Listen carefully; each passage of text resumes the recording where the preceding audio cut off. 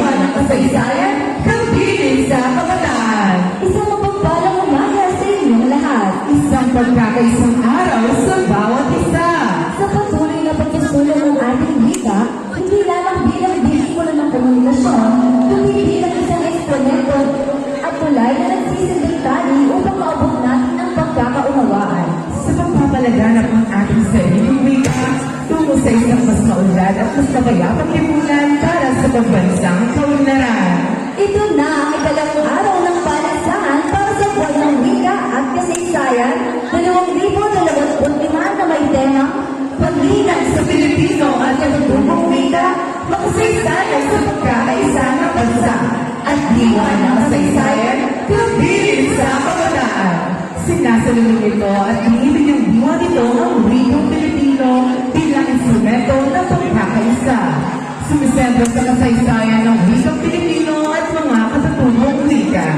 Sa ngayon, upang tulong natin simulan ng programa natin ngayong umaga, aming inaanyayahan ang lahat na tumayo upang tapusin ang presensya ng poong may kapal na magsisimula sa pamumukan na panalangin na pangungunahan ng performing arts at susundan ng pag-awit ng makabayan song.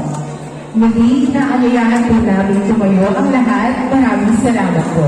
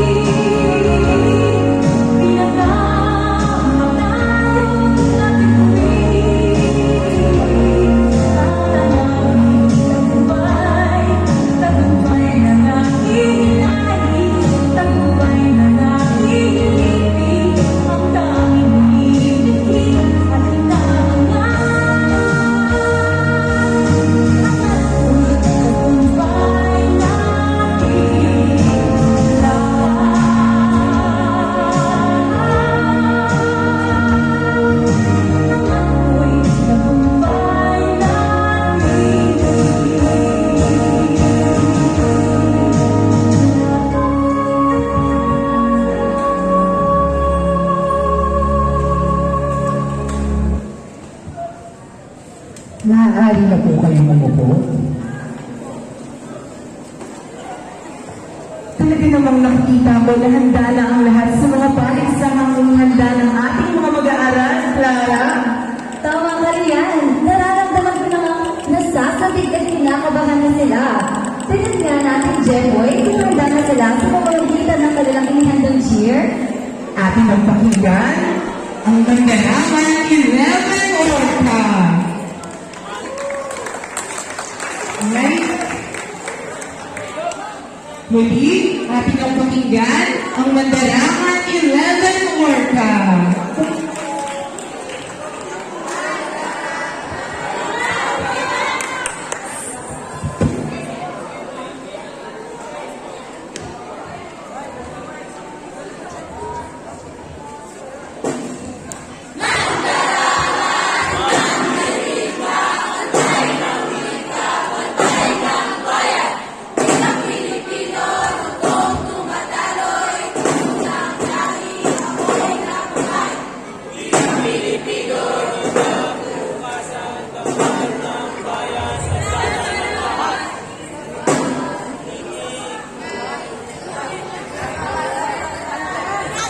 Lakasan po natin, muli pakinggan natin ang Mandalaman 11 Orca.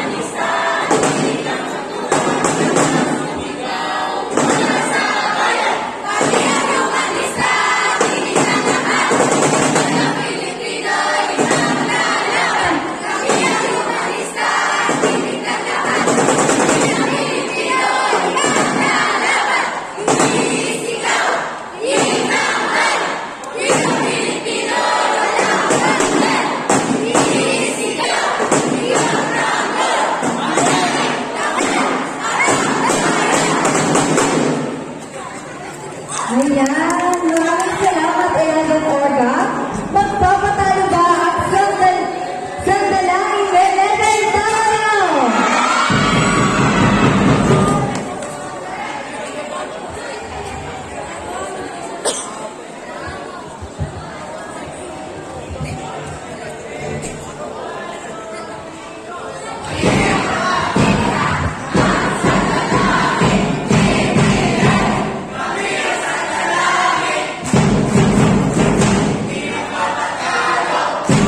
Magandang tanong ngayong araw.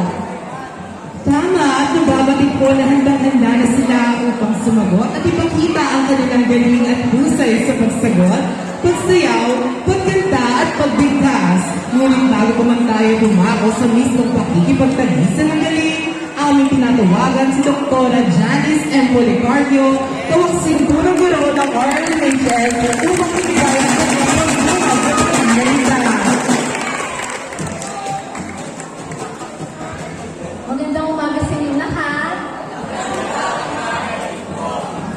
Maya paabot kaya katamong mga lagu. Mga lagu. At saka masanti. At Jenas, good morning po everyone. So bilang pagdiriwa po ng ating buwan ng wika, kayo pong lahat ay nandirito, no? Kasi ang sabi nila ay wika, ang wika daw ay ang wika ay ang ating pagkakakinanlan. So, nakikilala tayo dahil sa ating mga wika. Pero meron daw sinasabi din na ang Kapampangan daw ay dying language. So, mamamatay na ang Kapampangan kung hindi natin ipagpapatuloy ang pagsasalita nito. So, as much as possible, kailangan pala, tayo kakalingwan, hindi ang atamong Kapampangan o wika. Lalo na tutawag yung Pampanga. So, ang Kapampangan Kelly, tas doon, pinagdamat na ng Kapampangan, pakitas mo. Kapampangan ko, pagmaragol ko. So, kailangan po magsalita ng Kapampangan, ngayon po, para po nanambot, open, nakakasasabihin ko. So, para hindi na po tayo magtagal, gusto ko lang pong i-remind kayo lahat na mag-enjoy po tayo sa araw na ito at tanggapin po natin na naman ang maging resulta ng kompetisyon, pero lahat po ito ay ginagawa natin para sa inyong mga kabataan. Yun lang po. Magandang umaga po sa inyo lahat. Maraming salamat po, Dr. Policarpo. Tunay nga na ang wika natin ay may pagkakaisa. Tama, kaya nga ang tema ng buwan ng wika ngayon ay paglinang sa Pilipino at katutubang wika, makasaysayan sa pagkakaisa ng bansa. Ngayong araw, ang unang paligsahan ay ang karakalakang talumpati. Nasasabit na akong marinig ang ating mga kalahaw para sa kanilang karakalakang talumpati. Ngunit bago ang lahat ng iyan, aking munang pinatawagan ang isa sa mga makikisig na guro ng RLHS, Harrison C. Seacon, upang makikilala ang ating mga pinagiging para sa araw nito.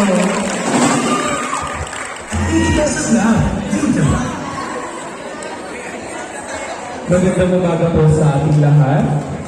Upang ipakilala ang ating mga hurado sa pamamagitan ng pagtula, hinihingi ko ang inyong katahimikan habang sila ay pinakikilala.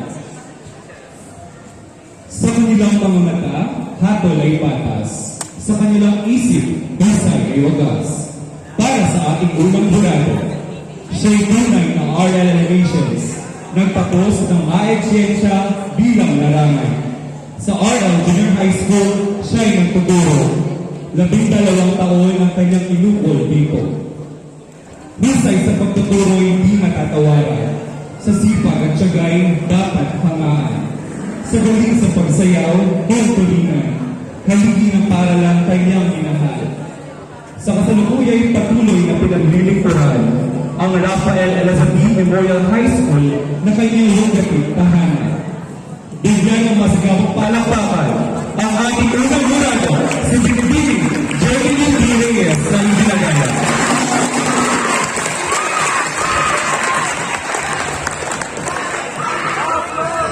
Para sa ating ikalawang hurado, siya ay Pangulo ng Gawin sa Pilipino. Sa RCC ang paaralan na laging pinubungo. Hindi matatawaran ang galing at talino. Panitika ng hika ang kanyang mundo. Kanyang talento sa pagsulat ay likas sa puso. Baguhan man sa larangan ng pagtuturo, nakikitaan ang dedikasyon sa pagkatuto. Kasalukuyang nagtuturo sa mga dayuhan ng Pilipino. Aking ipinakikilala, Ginoong Norbasa Apurtida.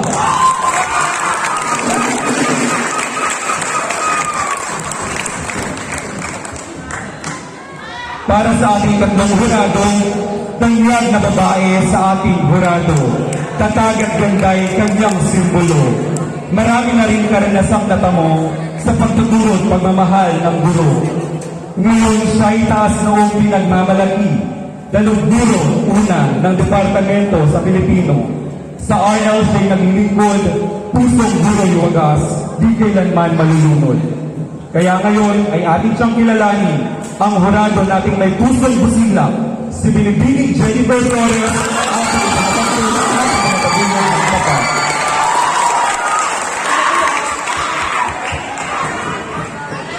At para naman po sa ating ika-apat na hurado, isa siya sa mga doktorado ng tapos ng BS-Ed at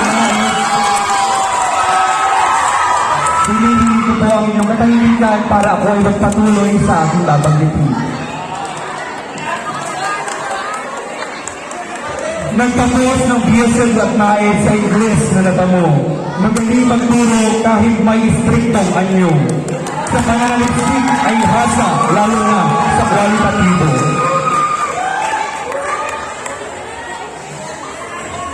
Mga mag-aaral, siya ay iniipuno. Sa galing sa pagsulat ay di matatalo. Mabait, masipag at tunay na matalino. At matcha ang inumin na kanyang paborito.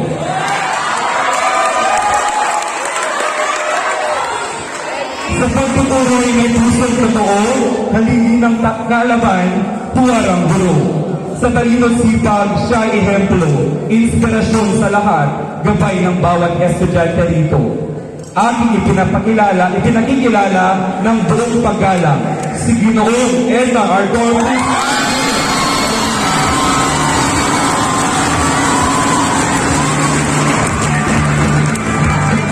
kanilang habol, husay ay nasusukat, posisyon ay tiyak, wagas at tapat.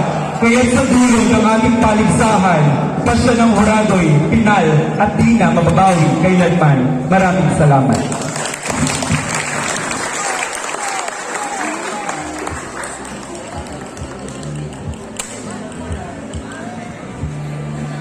Maraming salamat Ginoong Harry C. Dizon upang pagman natin masimulan ang ating patumpalawan sa karakarang talumpati. Aming tinatawagan si Binibining Janessa Medina, Pangulo ng SSLG, upang basahin ang mga tagulong ng gitarista sa karakarang talumpati.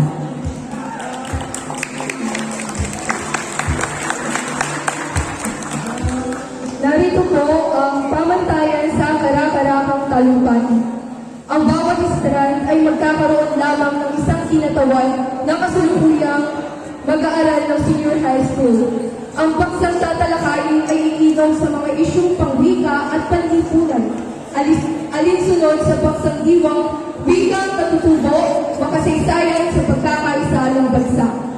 Bibigyan ang kalahok ng 1 minuto upang gayahin at bigkasin ang sikat na sipi o pahayag ng bayaning na pili at 3 minuto naman para talakayin ang paksang kabulong. Magsuot ng katampatang kasuotan ng kaugnay ng bayaning na pili. Ang mga magwawagi ay tatanggap ng sertipiko ng paglaho at pagkilala. Una hanggang 3 gantimpala. Ang mga hindi papalarin ay pagkakalooban ng mga sertipiko ng paglaho. Tanging ang nagkamit ng unang gantimpala ang bibigyan ng medalya. Ang desisyon ng lupon ng inampalan ay pinal at hindi na mapasusurbalikan. Panukatan ng karakarahang talumpati, nilalaman o paksa, 50%, pagganap o pagkakatulad sa bayani o interpretasyon, 20%, tindig, kumpas, damdamin, 10%, kasuotan, 10%, koleksyon sa madla, 10%, at sa kabuuan ay mayroon tayong 100%. Salamat. Maraming salamat po, Binibining Janessa. Nasasabik na ba ang lahat? Ay, bakit meron ang bida? Nasasabik na ba ang lahat? Handa na ba kayong matunghayan ang galing ng ating mga kalahok sa karakarahang talumpati? Mukhang hindi pa rin sila handa, Kuya Jepoy. Ay. Isa pa, handa na ba mga sila? Yan. Mukhang handa na sila sa ating mukhang handa na ang ating mga kalahok at maging ating tagapanood. Sa dapat ito, tinatawag naman namin ang unang kalahok para sa karakarahang talumpati. Ngunit pinibigyan muna namin siyang isang pang-minuto upang maghanda.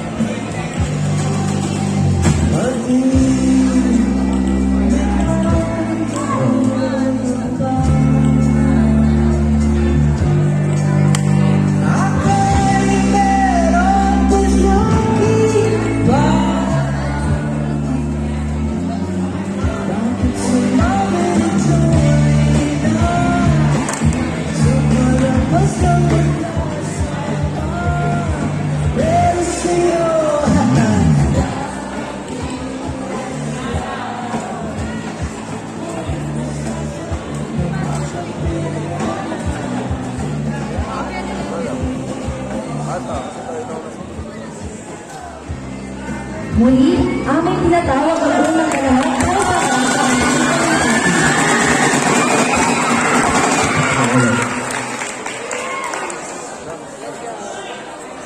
Magandang umaga sa inyong lahat. Ako nga pala si Dato Tyron, bilang isang tagapagala ni Rama Sulaiman. Aking muna ipapakilala ang aking karakter upang malaman mo ang aking pamumuhay. Ako si Rama Sulaiman, hindi kailanman nagsusuko sa mga Kastila. Ako ay hindi basta-basta magiging kaibigan para lamang sa mga Kastila na ipapasla at gagawing alipin ang mga Pilipino sa ating bayan. Ako ay lalaban sa mga Kastila sapagkat tayo ay may karapatan bilang isang Pilipino sa ating kalayaan, sa ating ikamo at ating alagaan, ating kalagayan bilang isang Pilipino dahil lahat tayo ay may karapatan sa ating pagsilang pa lamang dito sa Pilipinas. Ngayon tayo tumuon sa ating paksa. Ang paggamit ng artificial intelligence sa edukasyon. Ano nga ba ang artificial intelligence? Ang artificial intelligence ay isang makabagong teknolohiya na tumutulong sa ating mga tauhan upang malaman at makasaklap ng sagot o kasagutan sa ating mga katanungan, ating hinahanap o ating hindi natin malaman. Ngunit maganda ba ito na gamitin sa edukasyon, ang artificial intelligence o ang sinasabi nating AI? Ang artificial intelligence ay sinasabi nga nating makabagong teknolohiya na tumutulong sa atin upang malaman ang ating sagot. Ngunit may mga paraan din ito na tila hindi magkakaroon ng magandang resulta sa ating mga Pilipino, sa ating mga tao. Sapagkat ginagamit ito upang malaman natin ang ating sagot na ating pinakalap. Kadalasan sa mga tanong na hindi natin malaman-laman o mahirap talaga. Ngunit ang paggamit ng lubos o sobrang paggamit ito ay hindi rin maganda. Sapagkat ang mga tao ngayon ay nakakalap na at mas ginagamit na lamang ang artificial intelligence sa larangan ng pagsasagot, sa pagsusulit, sa kanilang mga takdang-aralan at iba pang mga aktibidad na kanilang ginagawa sa buhay. Hindi na nila naipapatalas ang kanilang kaisipan, hindi na nila naiisip ang kanilang critical thinking o ang kanilang pag-iisip na maayos para lamang sa kanilang mga kasagutan na kailangan nilang malaman. Masyado na silang dumidepende sa artificial intelligence or AI para lamang masagot ng tama o makuha ang tamang kasagutan sa mga tanong na hindi nila malaman. Kaya kung sa akin, maganda gamitin ang AI o artificial intelligence sa edukasyon sapagkat ito ay tumutulong sa atin na malaman ang ating mga kasagutan na tiyak na hindi natin malaman. Ngunit hindi dapat natin ito sinusobra o minamalabis ng paggamit sapagkat ito rin ay magkakaroon ng masamang resulta sa ating mga utak na tuluyang hindi makakapag-isip na maayos at hindi tayo tuluyan ng mag-iisip ng tuloy-tuloy upang mapalaganap natin ang ating kaisipan. Yun lang po, ma'am.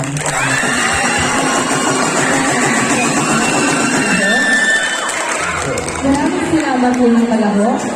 Ngayon aming tinatawagan ang ikalawang kalahok.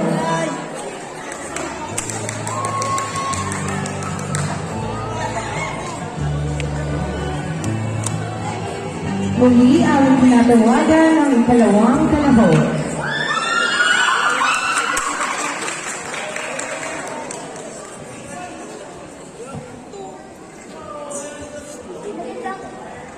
Magandang umaga mga Ginoo, Gina, at aking mga minamahal na estudyante. Ako si Maria Gabriela Jose Carino Sila. Ipinanganak ako noong 1731 sa bayan ng Santa Ilocos Sur. Isa lamang akong simpleng babae noon, ngunit ang aking kasilayan ng pagmamaliit sa ating mga Kastila ay hindi ko piniling manahimik. Sa mga tuwid, lumaban ako kasama ang aking asawa na si Diego Sila at pinangunahan ng paglaban para sa kalayaan ng ating bayan. Ngunit, dumating ang araw na tinasnak siya ng mga traidor. Imbis na ako ay tumakbo, ako ay humawak ng espada para ipaglaban ang kalayaan ng ating bayan. Alam kong nakataya na ang aking buhay, ngunit mas pinili kong lumaban dahil higit pa na nakataya ang kalayaan at dagal ng ating bayan. Sa ulitin, ako si Gabriela Silang, ang nagsasabing hindi kasarian ang sukatan ng pagmamahal sa bayan, kundi ang katapangan at ang iyong dignidad para sa ating kalayaan ng ating bayan. Bilang mag-aaral, mahalaga ang ating papel sa isyong panlipunan. Bagamat maliit pa lamang ating maiambag, ngunit naniniwala kong kami ay mayroong maiambag. Sa pamamagitan ng pag-aaral ng mabuti, pagsali sa mga programang makabuluhan sa paaralan man o sa barangay. Katulad ng isyong panlipunan ay ang paggamit ng mga pinagbabawal na gamot. Ang paggamit ng ang paggamit ng pinagbabawal na gamot.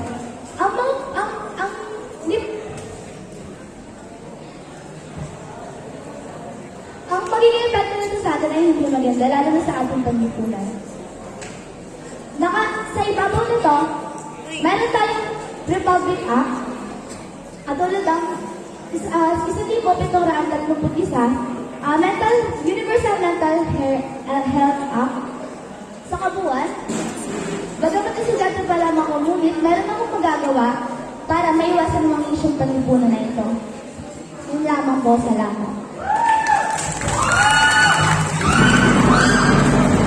Maraming salamat. Sa dakong ito, ano naman tinatawagan ang tatlong kalahok.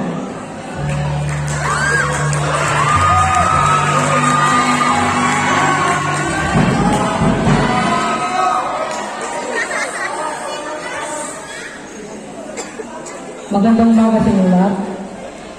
Ako po, Assistant P. Kabata. Ang aking pong itatanghal na bayani ngayon ay si Gregorio del Pilar. Sa dagong silangan, may sanggol na isinilang. Simbolo ng katapangan at ang nagpalaya sa Bulacan. Ako rin ang siyang nagpalis sa Friday, Mayatid, nakasakay man. Bago akong mamatay, mayroon akong sinulat sa aking talarawan.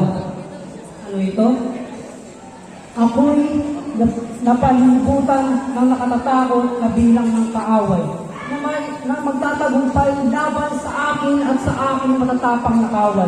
Ngunit ako'y nalulugod, umamatay, alang-alang sa pakikipaglaban para sa aking sinisitang bayan.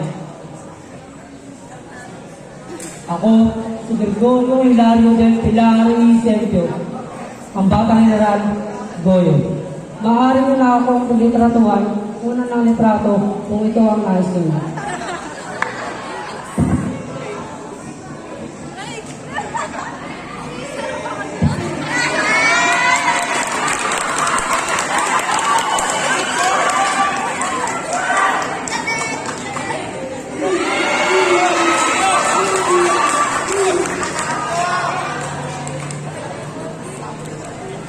Ang una at ang kalawang malawak ang kanilang paksa ay artificial na katalinuhan o artificial intelligence.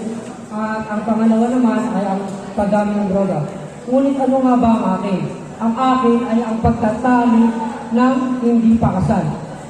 May meron naman akong gustong tanongin. Kayo, sang-ayon ba kayo sa pagtatali ng wala pa sa hindi pa kinasa? Maraming salamat. Ganun din ako. Hindi rin ako sang-ayon sa pagtatali ng hindi pakasal.